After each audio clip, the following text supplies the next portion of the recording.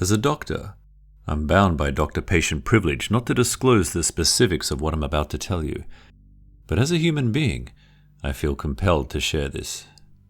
This is without a doubt the most horrific story that I've ever had the displeasure of being a part of. It was 2009, and my schedule that day was light. I was just finishing up my lunch when I got a call from a friend and a colleague who had his own practice in the same building as me. Sometimes we would send work each other's way when we knew the other could use it. I was a bit elated at the prospect of him calling me, because I had just been going over my books and stressing a bit. "Are you busy right now? I'd like to send someone up to you," he said.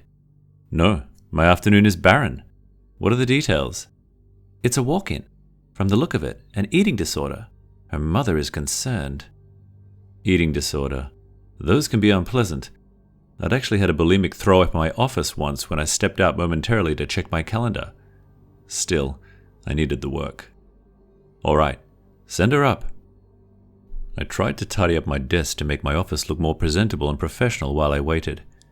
10 minutes ticked by and no patient showed up, so I stepped out to go looking for her. When I got to the hall, there was a small contingent of people standing around the elevator. They were talking amongst themselves. "What's going on?" I asked. "The elevator's broke," someone said.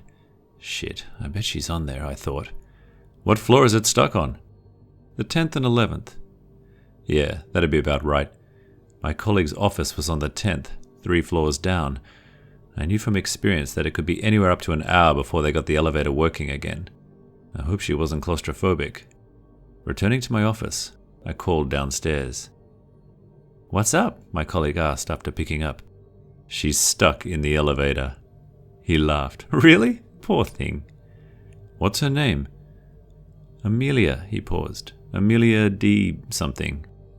"All right, thanks. If you got any impressions on her from your brief visit, maybe you can share them later over drinks." "Sure, Don't tell me. I want to form my own opinion first." "Okay." True to form, an hour and 10 minutes later, I heard a loud cheer from the hallway, indicating the elevator had started working again. I should go to make sure she's all right, I thought to myself, and I went out to join the throng of people standing around in the hallway.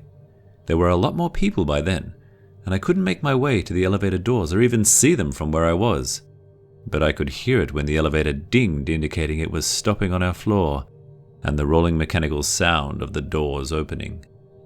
There was a loud gasp from the crowd of people, followed by a lot of jabbering. "Holy shit," someone said quite loudly. People started hustling away from the elevator, shoving past me. I struggled against the tide and made my way to where a number of people were standing around, staring into the elevator cab. As I approached, I could smell this stench. It was like stumbling into the apartment of a recluse who hadn't come out or bathed in years. It rolled like a wave out of the elevator and cascaded over everyone in the hallway. A young man in a business suit, who looked dressed for an interview, was covering his mouth and nose with a handkerchief. I skirted around him to see into the elevator. The woman in the elevator was not at all what I was expecting. Massively obese. She looked like she weighed somewhere around 500 to 600 pounds.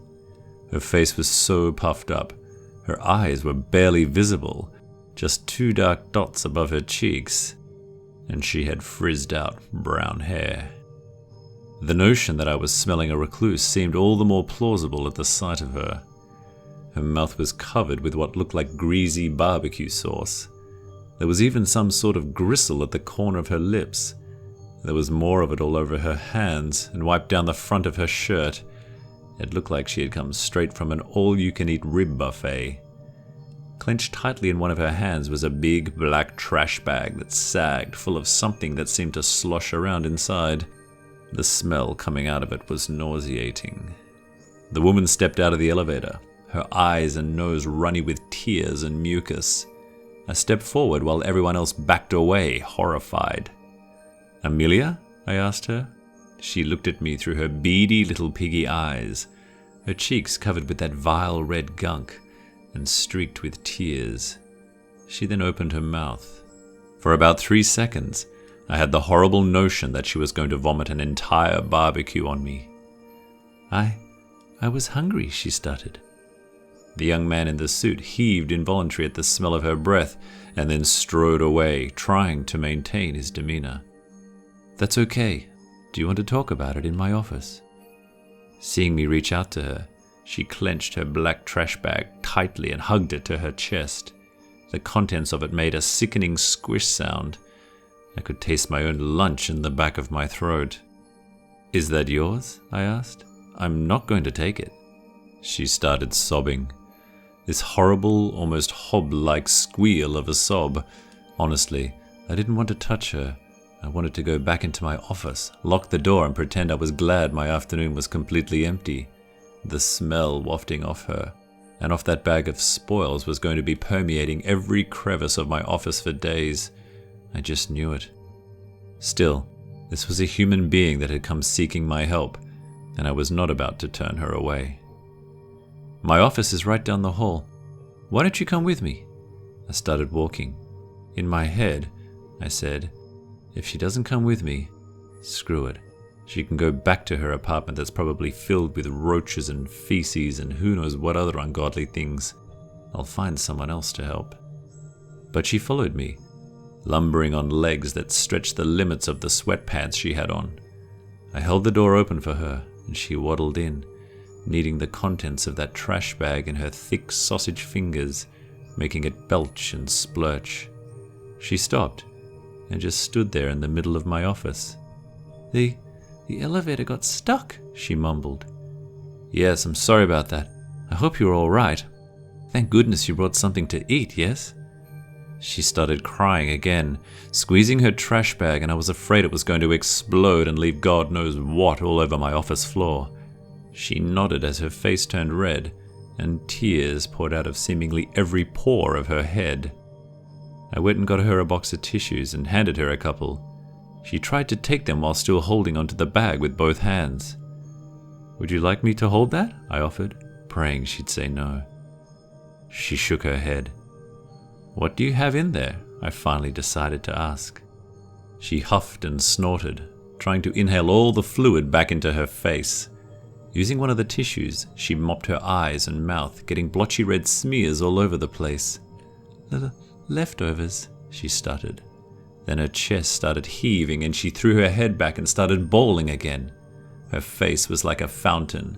She was so utterly miserable, and I really started to feel bad for her. Look, I said, getting stuck in that elevator was obviously pretty traumatic. Her wailing hit a crescendo. So why don't we postpone things until you've calmed down a bit? She struggled through her sobbing. You want to meet with me? Well, yes, but not today. Why don't you go home and try to relax? I don't think you're in the right frame of mind right now to talk, but I want to help you. So let's schedule an appointment for later this week. How does that sound? I walked back to my desk and got out one of my cards. Her mouth was quivering and she looked ready to collapse into a pile of screaming phlegm. But she was calming down a bit, just nodding more than anything, and she took my card with the same sticky fingers, holding several drippy tissues. Thank you, she said quietly. I couldn't read her face at all.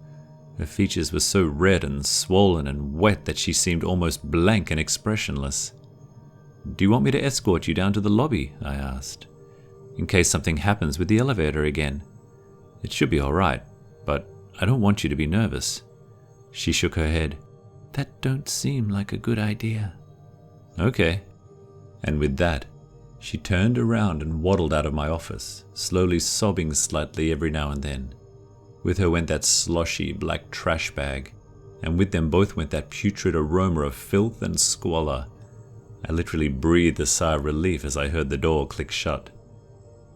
She never called me back.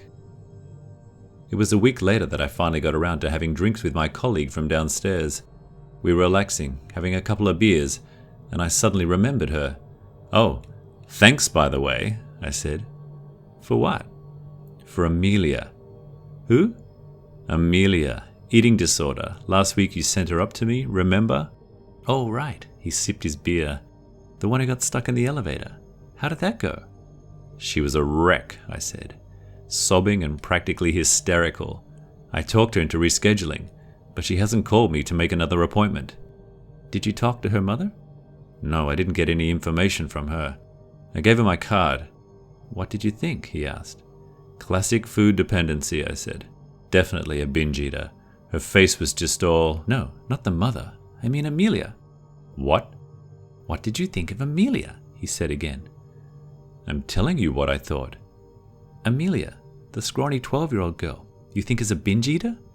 What? No, that's not... And then it hit me. Was her mother with her? Yeah, I sent them both up to you. They were in the elevator together?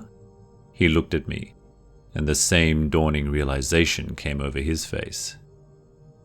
Needless to say, she never rescheduled. Amelia D. something. Nor did her mother, the nameless, obese woman I met that day at the elevator, smelling like death, covered in gore, and carrying her trash bag of sloshing leftovers.